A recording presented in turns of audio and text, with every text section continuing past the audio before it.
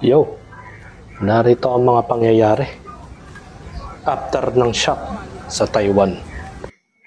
Makikita ninyo, marami na pong nag-evacuate at lumabas sa kanilang mga gusali. At maging mga bridge ay umalog ng gusto, mga ka-plastic. Sobrang tindi. Magnitude 7.5 po yan, ha. At maging mga kabundukan, mga ka-plastic, nagkaroon ng landslide aftershock po yan. So, ibig sabihin hindi biro. Yung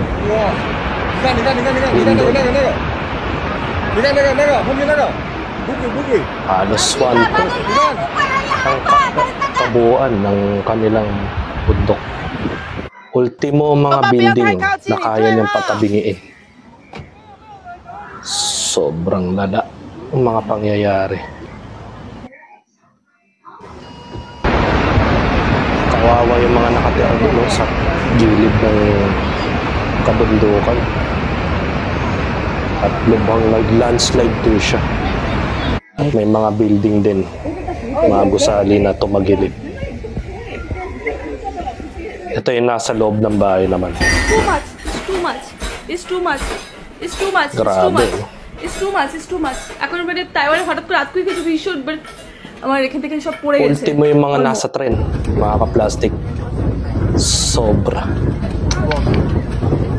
Umaalog, oh. Dapat inihinto muna yan, eh. O, di ba? Mga tulay. Wala talagang lugar na pinipili kapag ang Diyos na nagalit, mga ka-plastic. Ito naman chandelier, oh. Mga OFW na natin sa Taiwan, nag-aalala na. Just go.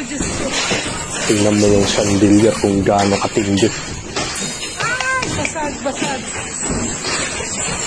Sana ligtas sa mga OFW natin sa Taiwan, mga ka-plastic. Ayan pa mga iba pang mga update.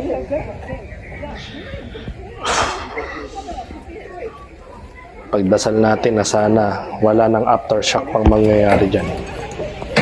Sobrang tindi.